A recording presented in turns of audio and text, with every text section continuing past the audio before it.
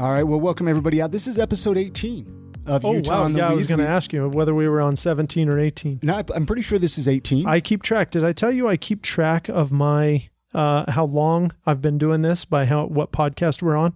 Because we've missed a couple of weeks, and I was a couple of weeks ahead.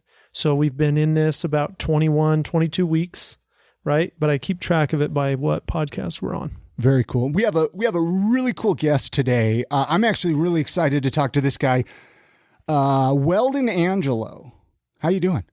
Pretty good. Yeah, thanks for coming and doing. Yeah, thanks for coming on. Utah on the Weeds. Thanks for having me. Is this your first Utah cannabis podcast that you've done? I know you've done a lot of cannabis podcasts, but have you done one here in Utah yet? Yeah, I was on Salt Baked City. Oh, Salt Baked City. Oh, yeah, Salt Baked City. Yeah, Cole Fulmer. Yeah, he's a good guy, friend of the show. Yeah.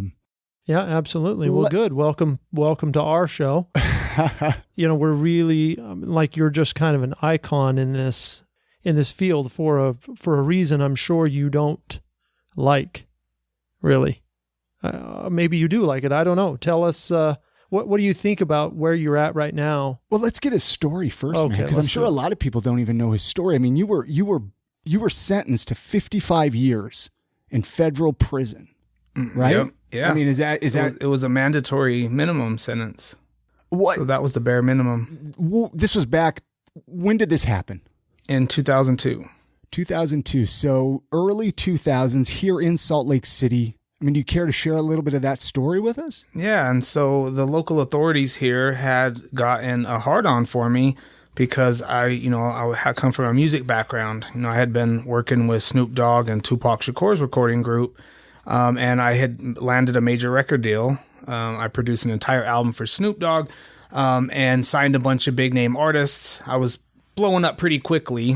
And while at my company, we were working out of California, I was bringing a lot of the acts here to Salt Lake City. I brought Snoop here on a tour, and the people that investigated me, which was the Salt Lake Metro Gang Unit, I actually seen them everywhere I was going. I seen them at the shows. We had performances here where I brought Snoop and them to do like club shows, and then we did a concert, the Summer Jam, and I seen them everywhere. And so they had become aware of me working with all these music icons. And so a childhood acquaintance of mine got out of prison after serving 5 years, and he caught another case. He was a violent gang member. He caught an armed meth trafficking case that was going to go federal, and he was going to be facing like 25 years. So he decided to cooperate, and he was approached by the Metro Gang Unit, Officer Jason Mazaron. And he offered to give up a cartel. He offered to give up murders and other things. And they said, no, we want Weldon Angelos. And even he couldn't understand. One of my directors reached out to him recently, and he said that's something that he still doesn't get. Why Weldon Angelos? And so, I mean, it's pretty clear why they wanted me. Which was because you were dealing with people in the music industry? Exactly. And so, and I'm going to tell you what we figured out since I've been out. So when they debriefed this informant, they said that they wanted me, and he said, well, that's easy. And so they said, we want you to purchase cannabis from him. And so, he reached out to me, and I was like, okay, cool. Just some weed. And I gave him $300 worth of cannabis on 3 occasions. It was, I think May and June of 2002, spread out between that, those 2 months. And this time I just signed a major record deal. So my album with Snoop just came out. I was doing really well. So it's not like I was making money off the dude. I was just like, okay, here you go. And eventually I stopped talking to him. I was just like, stop calling me.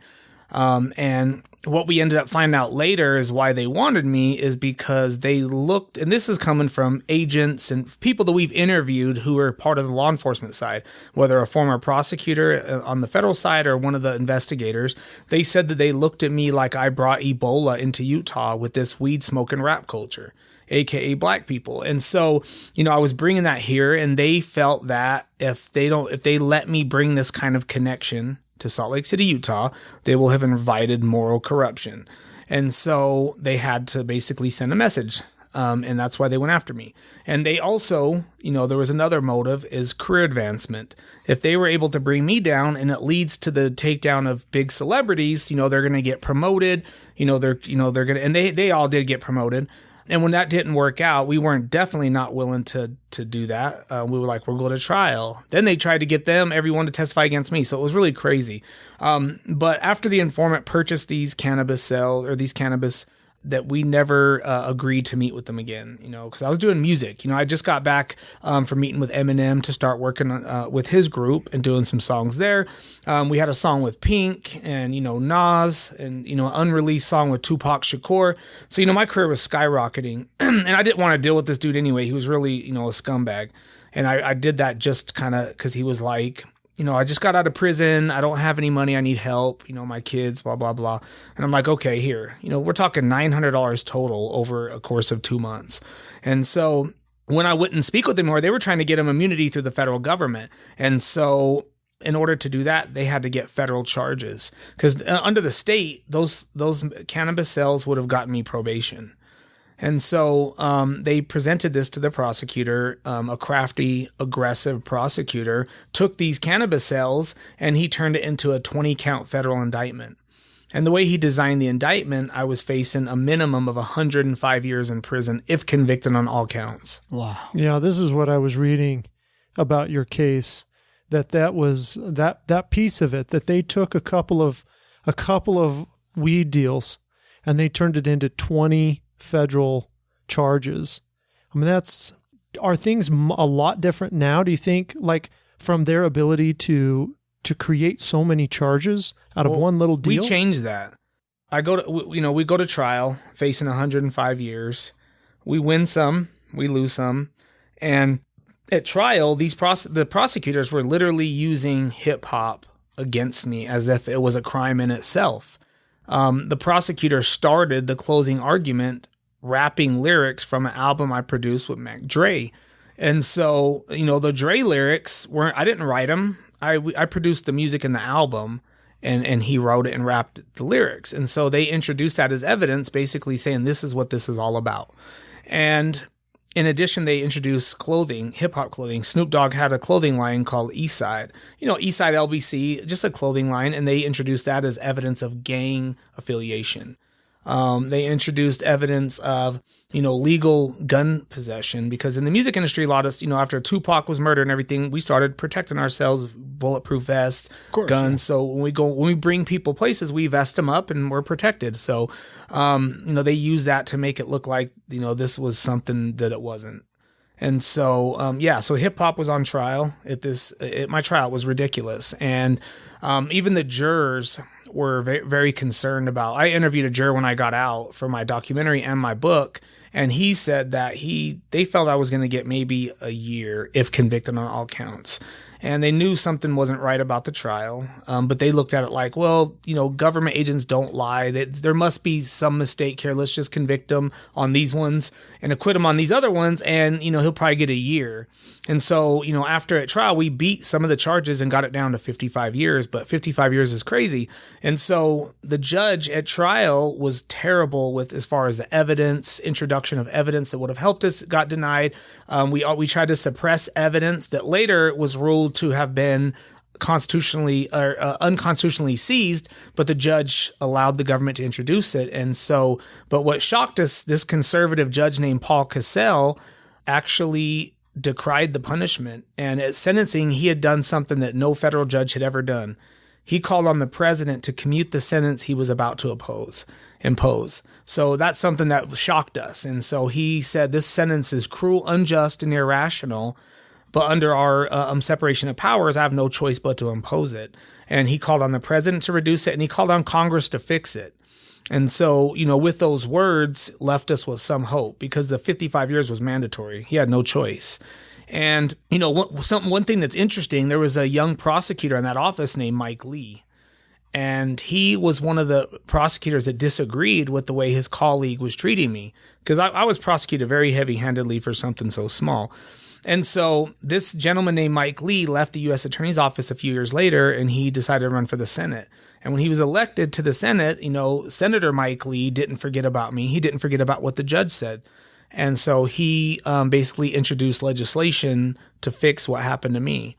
And so let me fast forward some years. I go to prison to Lompoc USP in California, which is a maximum security penitentiary. And I got a 55-year sentence. So they put me in there with lifers, killers, like it's what you see on TV. I walked in there and it was, one of the worst prisons in the country. How old were you? I was 24. I was 24 years old. I was 22 when the offenses occurred, 24 when I entered prison. And so, it was just shocking to see that, I have to be in this maximum security prison for small amounts of cannabis. And, all my appeals were denied.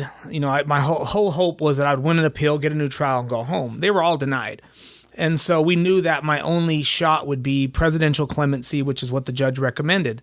And we knew Bush wasn't likely going to give it to me. And so my sister and I started working on a coalition to get me a clemency on the next president. And when Obama was elected, we were like, this is our shot.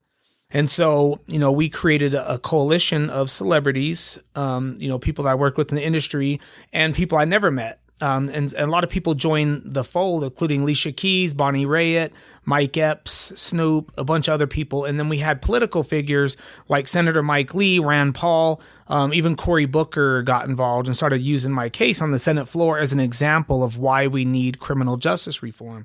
And so, I found an attorney to file a commutation petition with the president. Mike Lee wrote a letter to the president specifically asking or demanding that he release me immediately. And later on, the Koch brothers actually picked up my cause, which was a shock to us because, Right. we thought, the Kochs were the boogeymen, you know what I mean? And so when they reached out to my family, said they want to help. And we're like, okay, this might happen now because, they're really powerful. And so the Koch brothers, they joined the fight to get me out. And by this time, we had 5 senators. We had my judge who not only was calling on Obama to release me, but he left the bench over his disgust with the punishment that he was forced to impose. And so he stepped down from a lifetime appointment to the bench and became my advocate. And so when we petitioned President Obama, we had a whole group of lawmakers. We also had over 150 former U.S. attorneys, former federal judges, former federal prosecutors, and former U.S. attorneys general, including Janet Reno. And we had this group with the celebrities and the senators, basically pressuring Obama to commute my sentence. And we had some backlash in the DOJ because my case became political. And finally, in 2016, I was finally released, basically through a backdoor deal. And this was May 31st, 2016. I got out immediately and I hit the ground running. I began working on criminal justice reform and became the First Step Act. We created this coalition with Van Jones, Kochs, and all the celebrities I work with, and even the Trump White House. And so what was crazy is I get invited to go to the White House. I think it was late 2017. And I've never been to the White House except outside. And so I go to the White House and meet, the president, his staff, Jared Kushner, and we're sitting there at a prison reform summit and working on criminal justice reform. It was crazy just coming out of prison and then ending up in the White House. And so, we cultivated a relationship with the White House, through our connections with Van Jones and the Kochs. And we started lobbying for the First Step Act. Senator Mike Lee and Cory Booker were using my story on the Senate floor as an example of why we need to change the system. And so they even called one of the provisions the Weldon fix. And so my sister even testified before Congress. And so my story became, I became the poster child, basically. And so in December of 2018, we passed the First Step Act. The president signed it into law. And, we were at the White House celebrating at a First Step Act celebration. And I was happy because the statute that gave me 55 years that allowed prosecutors to hold this much power over someone's life, if they don't accept the plea offer, if they don't become a snitch or whatever, they can hold this over your head and take away your life. Well, we took that from prosecutors. They don't have that ability anymore. And so there will be no more Weldon Angeloses, thankfully. And there were other provisions like the federal drugs 3 strikes provision. That's gone. We removed penalties for enhancements that doubled people's prison sentences. But one thing that it did not fix people who are in prison for purely cannabis cases. And I know I'm going on. I know you guys probably want to say something. No, we're listening. No, we are listening. I got a couple of questions, but you just keep going. Okay, so this story is deep. Yeah, it's really crazy. And it's hard to summarize in a short period of time because there's just so much more to it that we can't get into. But there's a guy I was in prison with named Luke Scarmazzo. And Luke Scarmazzo was serving 22 years in federal prison for operating a legal medical dispensary in Modesto. Him and his partner, Ricardo Montes, they got indicted because Luke made a video that was saying, fuck the feds. And, it was a funny video. It was satire. It wasn't serious. And so the feds got a hold of it and they raided his dispensary. Because of the video? Yeah, because of the video. And they said, who's fucked now? They put it on, they spray paint it on the wall in the dispensary. And so they were offering him. Oh my God. Yeah, they were offering him 10 years. On the one hand, it gives me a little pause about what we're doing here in Utah. But at the same time, that is just crazy. Yeah. And so, they really, went hard on these two individuals who were following state law to the T. They weren't breaking state law. They did everything to the T. And this was 2008, I believe, at the tail end of the George Bush administration. And so, they were prosecuted. They wanted them to serve a 10-year plea offer and they wouldn't accept it. They went to trial, ended up with 22 years. They charged him under a kingpin statute. And so, the 22 years is a mandatory minimum. And so I was in prison with Luke, and when I found out I was getting out, he looked at me and was like, don't forget about me. And I said, I promise I'm going to come back for you because I think your case is more compelling than mine. And so, I wrote his clemency petition and I got his co-defendant out and his petition was denied. So President Obama granted Ricardo's but denied Luke's. Wow. And it was because the Obama administration kept the pardon power within the hands of the prosecutor. So if the prosecutor didn't sign off on it, they weren't granting them. And Ricardo wasn't the one that made the video. He wasn't the activist. He wasn't the loudmouth. He was just a guy that went along with everything. So they let him out. He's free now because of the petition that I had written. And so now we're trying to get Luke out. And the First Step Act didn't help Luke. So I decided I'm going to launch an organization that deals with people who are in prison for cannabis. And we're going to make them the sole focus of this mission called Mission Green. And so we basically are uniting the entertainment industry with those in the cannabis industry who can help fund this initiative. And I can use my political contacts in DC to fight for the release. And so I established a rapport with Jared Kushner's office, and I hand delivered a letter this February 23rd. We went to the White House and I delivered this letter asking the president to start releasing these folks. And it was signed by former Governor Gary Johnson. I had NBA Hall of Famer Kevin Garnett and some movie stars and political figures. And so, my mission now is to get people out of prison who are in the federal system for cannabis offenses. Specifically and this kind of is my question was from before, to go back, why not parole? What about parole is different in the federal system than that you weren't ever going to be eligible for parole? Yeah, there's no parole in the federal system. They got rid of parole in 1984. Wow. Yeah, so that's, I think, something that the listeners need to understand is there's no, state crimes, parole, you get into jail, you have 55 years, you're going to get out. 55 years. The federal system, that's not an option. Yeah, in the state system, they have, a sentencing scheme that's basically you get like a 0 to 5 or a 1 to 15. And then the parole commission will look at your sentence and say, okay, you got 0 to 5. You can get as much as 0 months or 0 days or up to 5 years. And so there's an option whether or not to even send you to prison. In the federal system, they have no discretion.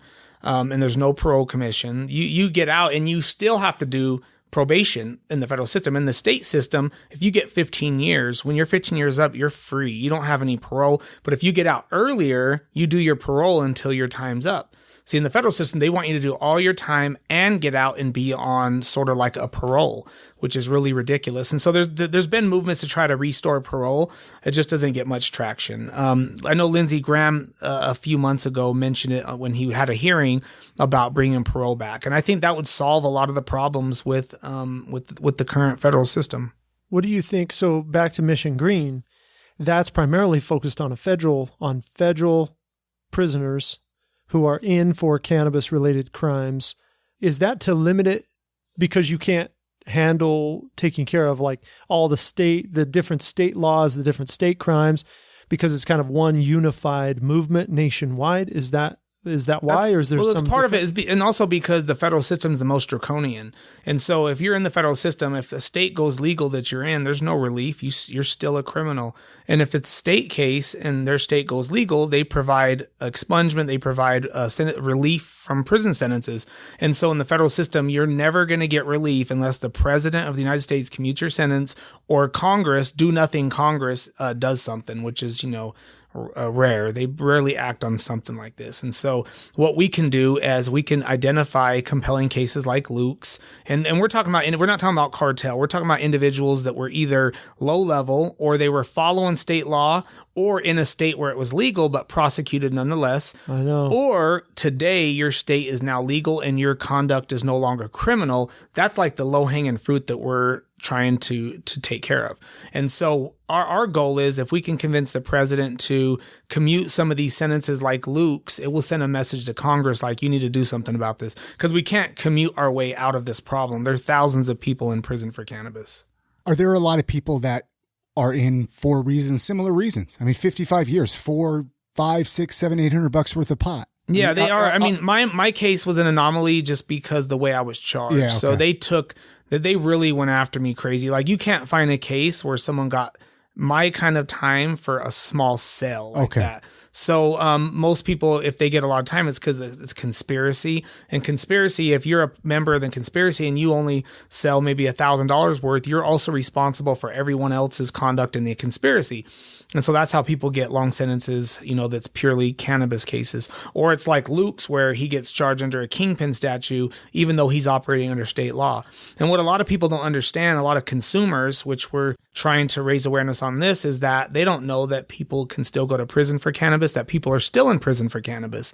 And so one thing that we have done since the Mission Green initiative is that we launched a cannabis brand called Reform Cannabis with 2 E's. I put reefer and reform together. And so it's Reform. And, we've launched in California.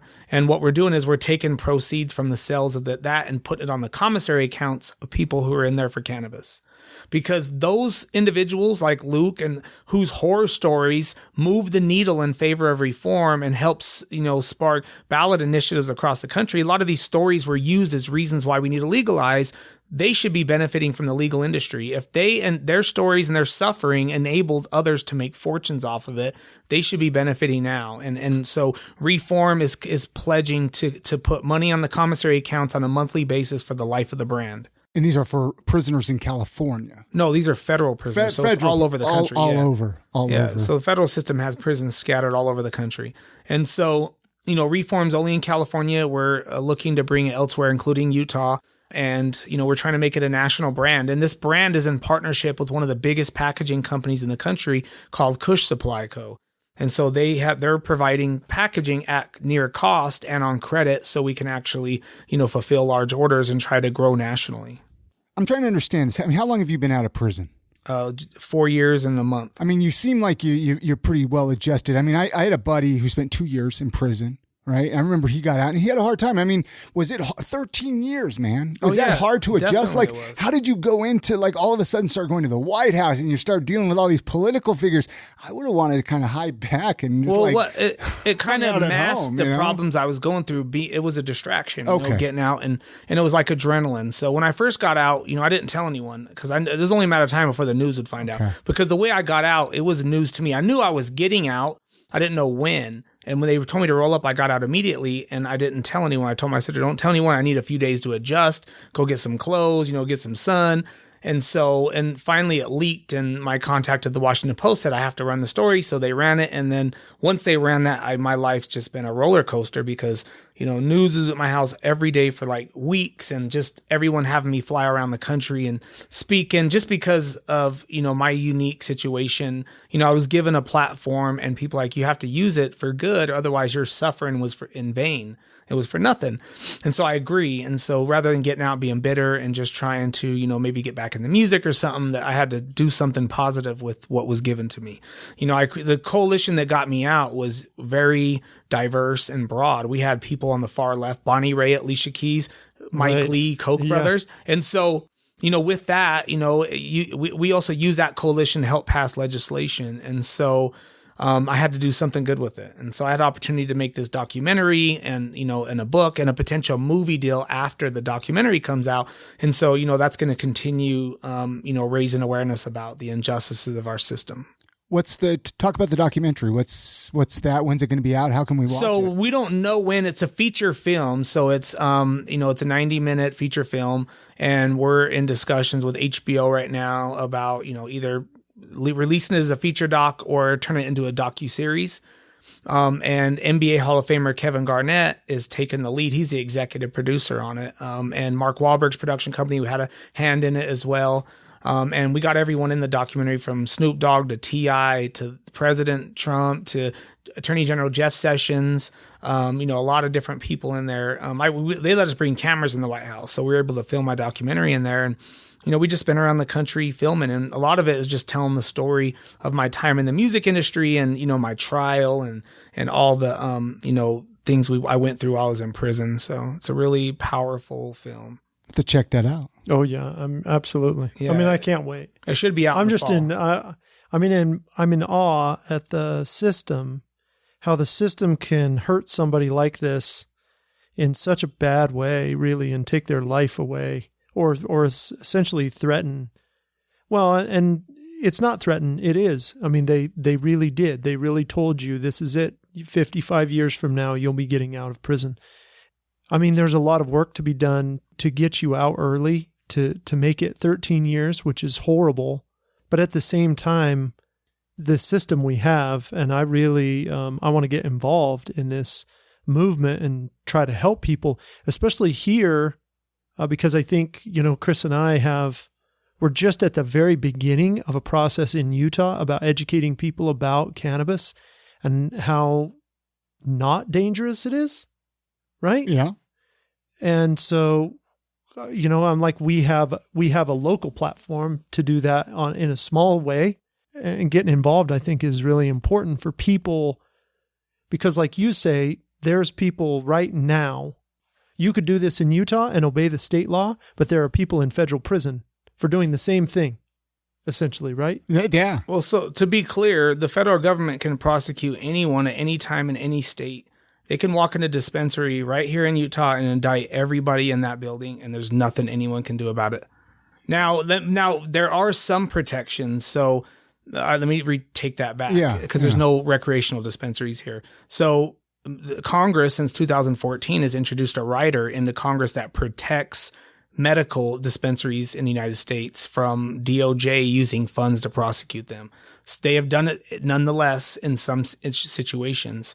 But any recreational dispensary and any cultivation, they can literally go in there and indict everyone. They can walk into one of the biggest chains, any MedMen. They can indict the CEO of MedMen if they wanted to, and there's nothing anyone can do about it. So why don't they? Probably public pressure. They don't want to look. They will do it if they find a reason. Like, they're subpoenaing Weed Maps right now, trying to get information on all these different companies. They're looking for anyone to find that they're doing any kind of black market stuff or doing anything outside, the guidelines of like the old Cole memos, and they're going to go after them, like they did Luke. They went after Luke and they let other ones stay. There was a ton of not a ton, but there was a number of medical dispensaries in California at the time Luke was prosecuted. But only he was prosecuted. And so it shows that they can target anyone they want. Just like me, there were tons of people involved in cannabis in Utah. I was in music. I was on my way I had a once in a lifetime opportunity. How many people from Salt Lake City, Utah get a chance to work with Snoop and go work with Eminem and do all these big deals and, sign major recording artists? It was a once in a lifetime opportunity, and they definitely didn't like that. Like, they hated the fact that I had this opportunity. You could tell during the trial, during every phase, they did not like that. Well, and Utah was a different place 18 years ago. Yeah, too. It definitely was. Look at it, with the fact that we have dispensaries now, the fact that there's medical marijuana, medical cannabis here in Utah. What are your thoughts even on that? It's come a long ways. Yeah, I was definitely pushing for it. When I was in prison, I seen Colorado and, Washington and Oregon and then all these different states legalizing. We were like, what the fuck? Like, we're in prison. I'm looking at Luke and I'm like, I know you feel some way because you were legal. And it's like, I still feel some way just because, the federal government's not doing it. Even though Obama and them said we're not going to be prosecuting them, they still did. But still, just the fact that some people were making millions from doing the same thing I was doing was disgusting. And then when I got out, when I seen the ballot initiative was actually picking up, I started advocating too. Like me and Sim Gill and Shireen, who was running for Congress, did some panels and, was really pushing for it because I wanted Utah to make that step and get us closer to recreational. What do you think about medical versus recreation? Like, what's your goal, or do you have any in the movement to move cannabis towards more legalization? Yeah, I think everyone should have access to cannabis.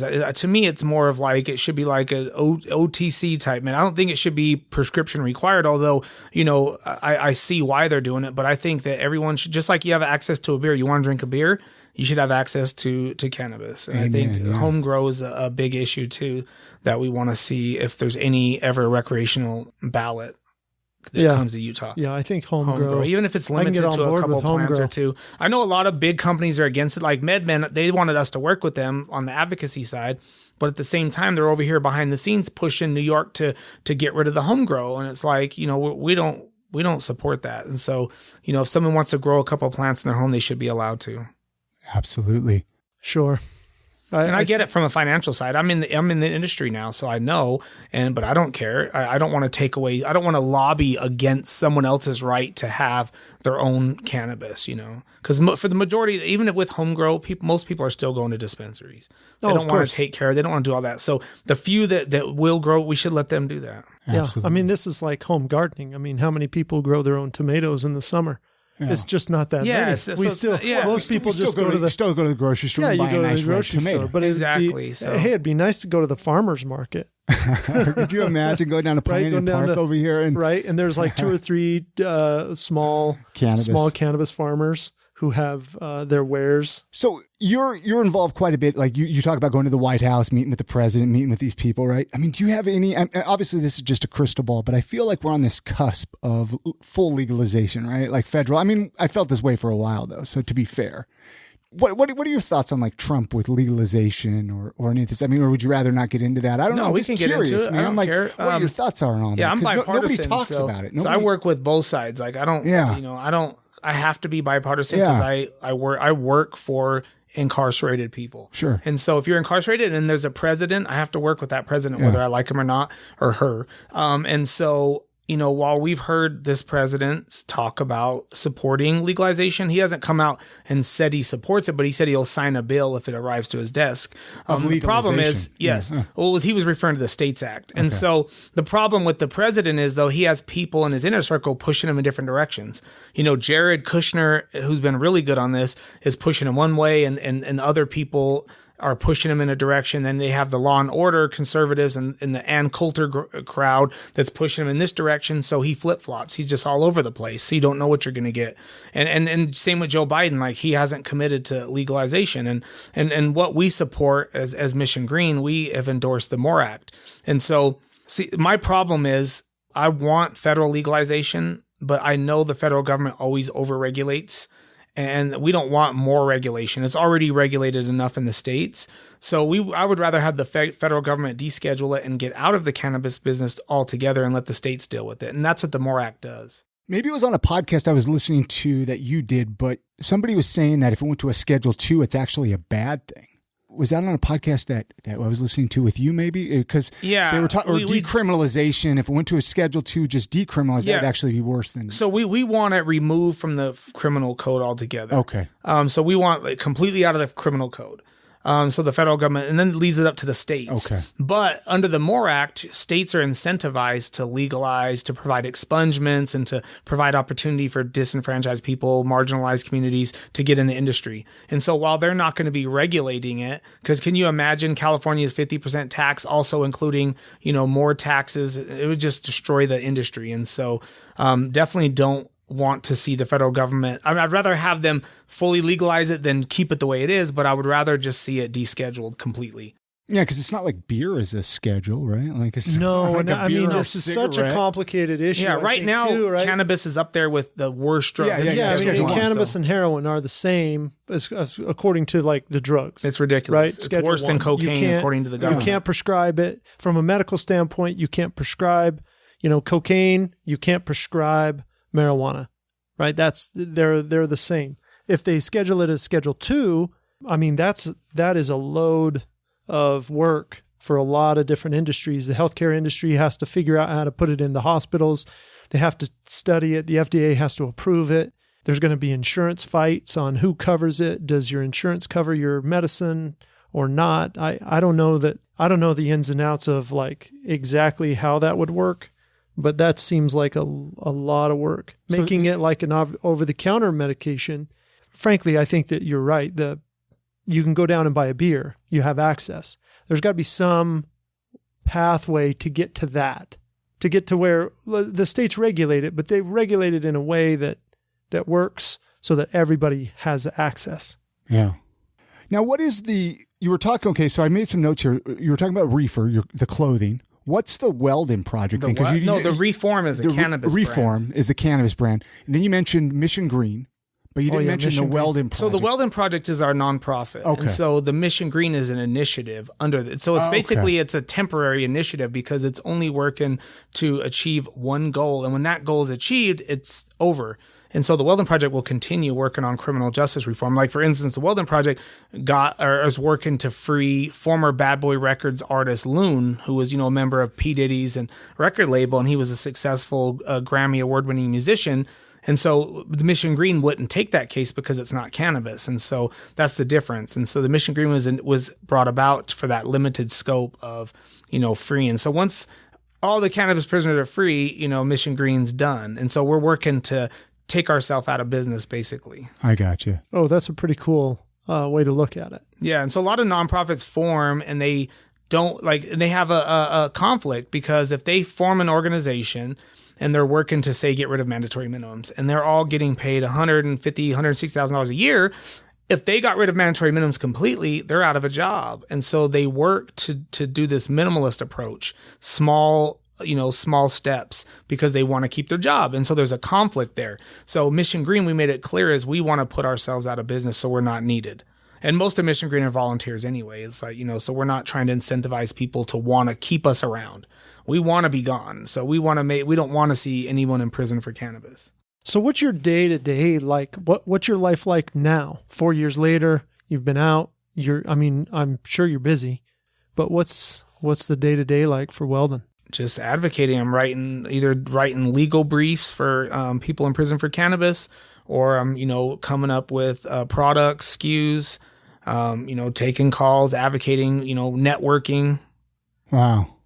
Yeah, reaching out to other people to try to bring them aboard. Like we're doing a partnership with Kush Supply Co. It's a major partnership. Like they're going to be bringing about $100,000 or $500,000 worth of potential donations to Mission Green via this packaging program where everyone gets these Mission Green packaging for their brand, and it shows they support the cause. And so, that's down the line, but that's something we're working on. And so I'm just trying to get this cannabis brand, taking it nationwide. I want to hit Michigan because they got really good social equity laws there or provisions. And, these people in prison need money. The female prisoners, they don't even get provided tampons. And so we read a story where one woman had to choose between calling her kids on Christmas or buying tampons. She decided to call her family and had to use toilet paper. And that's disgusting. So, if they're not going to provide it, we will. Wow. That's How did you learn how to do all this stuff, man? Were you just like reading law like crazy in prison? Yeah. Well, I just wing it, but I learned. Well, I got myself out of prison. Yeah. And so I was in there and I was, studying the law. I was learning everything, and I seen all the mistakes my attorneys made. And, I just started fighting my way out. And my sister was basically the face of my, campaign. And then I, did everything from prison. I had a few people there and we just sat around at a table and we strategized, and it worked. I reached out to senators myself, but through my sister. And it just got a lot of people to join the coalition. So. Sounds like you had a pretty supportive family. I mean, you mentioned your sister. We come from a very, very, very poor, resourceless background, which is why I ended up getting in hip hop. My mom left when I was 4. My dad was disabled, and so he was on welfare our whole lives. And he was old. I think he was like 54 when he had me. And so when I was like 11 or 12, he was a senior citizen and disabled. And so we lived in housing projects our whole life. And so, it was just me, my brother, and my sister. And so when I went to prison, pretty much all I had was my sister. My dad was too old to do anything.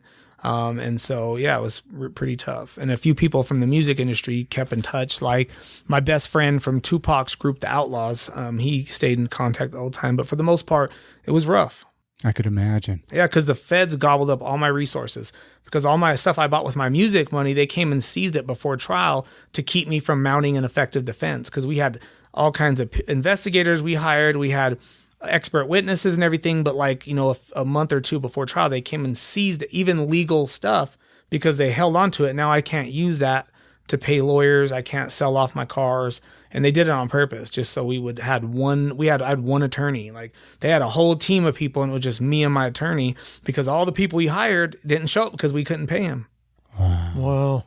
So what's your relationship like with cannabis now? As far as he loves it. I mean, do you like the plant? Do you feel like it? I mean, I'm selling it again. I'm selling it legally. So the irony of this is that I always wanted to be in the industry because just for the fact that they put me away, they took away my life for selling it, and now I can sell it in their face legally. And so, and actually, I don't actually touch the plant because I'm an IP company. But the fact is that I'm still in the industry and it just feels good to be able to be in it. And I mean, I've always looked at cannabis as being harmless. I mean, it's not for everyone. Sure. Some people, you don't like it, but it's definitely not something that is harmful. It's definitely way less harmful than alcohol. You can see the difference. People drink, they get drunk, they beat up people, they kill people. A lot of stuff bad happens. You don't see people smoking weed and then, going out and saying, oh, I'm going to go beat this. Whatever. It's totally different. So, if you replaced alcohol drinking with cannabis completely, you would see a drop in crime and accidents all across the country. So where are you selling it? Out of California? Yeah. Okay. So we're in California right now, and we're working to bring my brand to Utah. So basically, I'm not selling anything. I created the brand, the IP, and basically a licensed company will create it, we'll provide the labels, the packaging, and they, give us basically a licensing fee. Wow. Very cool. So hopefully that'll come to some of our Utah dispensaries. Yeah, absolutely. We're working on it right now. So we have someone here that's willing to bring it here. So hopefully that happens. Absolutely. We want to know more about that as you get closer. Well, I don't want to hold Weldon up all night here. I don't know. Any other questions you want to ask him while we have him here? I mean, that are like, I mean, it's hard to get everything. I mean, I know you kind of skim the surface with everything and it's kind of hard to get into everything. We'll have to bring you back through the podcast. Yeah. But, I mean, I'm definitely going to keep up with this story. I remember this story because I'm from here.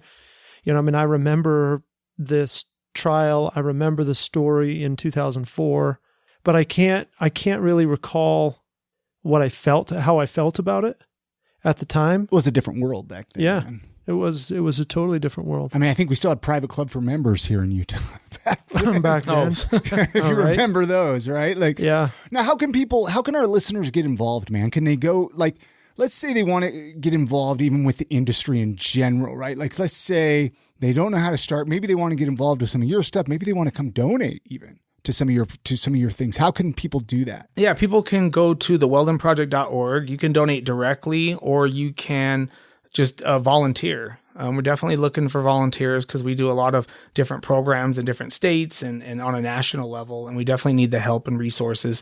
The unique thing about Mission Green is that we are founded by people who have been affected by the system. There's a number of organizations out there that are out of touch. They're run by the elite and they don't really know the system like we do. We've had direct contact with the system, and so we know how to fix it. And so, my friend said it best, the people closest to the problem are closest to the solution. And so Mission Green was founded by people directly impacted. And so we're different than other organizations. And because of our proximity to the decision makers, we're better suited to get this stuff done because we can go to the president, we can go to governors, lawmakers, and get stuff done. So very cool. Yeah, very cool. And we just announced yesterday, Stormy Simon just became our executive director. Okay. Our High Time CEO, so that's pretty cool. Yeah. That's really Stormy, cool. Yeah, isn't she running for some like Utah representative too or something like that? Something crazy. Yeah. I really appreciate you coming. This has been really like exciting to see where Utah's come from with a very specific perspective. Although it's a federal perspective, to keep us all not making YouTube videos that say fuck the feds, and keep ourselves just don't write that on your walls. Yeah, don't go write that on your walls. Okay. No, the feds did that to him when they raided him. They said, "Who's fucked now?" Oh my gosh. So what he did was, it was stupid to do that when you're selling cannabis. He just felt they couldn't do it, but I would never do that. If I know they can arrest me, I'm going to be nice as heck and say, "You guys did a great job." So he made the video, and he was showing off all the money because they had made like $6 million in like 18 months, and so. That, it was a dumb mistake, but it shouldn't have cost him 22 years. If they would have came and took it from him and seized him, that would have been enough because he'd be like, damn, that was dumb. But 22 years of someone's life, he's been down 12, and he's watched his daughter from a little kid. She's grown up 18 now, and it's just sad. So that's horrible. And they let the other one out. So we were able to secure the release of his co-defendant, but you left Luke in prison. That violates equal justice principles in my opinion. And so, cause they're equally, they did the same thing, so. Well, Weldon, I'm glad you're here. I'm glad you're out. I'm glad you're working for everybody who's been affected. I really appreciate that. How can people get a hold of you, Tim? Let's wrap this show up. Well, absolutely. UtahMarijuana.org. You can read the podcast. We're all caught up. Episode 17 was released and transcribed on the website. You can definitely call our office or call for any help you need with your card or your letter. We're going to put together a big push to convert letters to cards and help everybody out. 801-851-5554. We also opened up a clinic space in Kaysville now. So we have two places to come see us, Salt Lake and Kaysville, and announcing in a couple of weeks we'll be in Ogden as well. And you're going to eventually be in Utah County too. Yeah, we'll be in Utah County. That deal fell through a little bit, so we're delayed in Utah County, but that's coming. Very cool. Yeah, it's wild and crazy out here. There's a lot of people to help. And people can get a hold of you through UtahMarijuana.org. Yeah, that's the best way. I want to urge people to reach out to us. There was a few comments that we weren't bringing certain people on the podcast, and I want to tell people, hey, we're bringing people on as quick and as possible. Absolutely. With only doing one episode a week, it's hard to get to everybody super fast. Mm-hmm. But reach out to Tim or myself, and you can find me at iamsaltlake.com. That's my other podcast I do with my wife, I Am Salt Lake podcast. I'm trying to remember the last episode I released. My mind, I don't even remember what episode. You got to be up in the almost 450. 442, I think, was that. Actually, August is my 8-year anniversary, Tim. So we better celebrate. 8 years of podcasting, man. So holy cow. Anyway, let's wrap this show up. Anything else you want to add, Weldon? Yeah, for those that want to support, they can also find us on Instagram. Okay. At Project Mission Green. They can follow us there and stay up to date on everything we're doing. What's your favorite way to consume cannabis? This is a fun question I ask you. Blunts. People. Blunts. Nice. That's actually one of my favorite ways too. So, well, cool, man. I like it. Let's wrap this show up. Leave a review in iTunes. Make sure to subscribe, and you guys have a great week. Yep. Stay safe out there.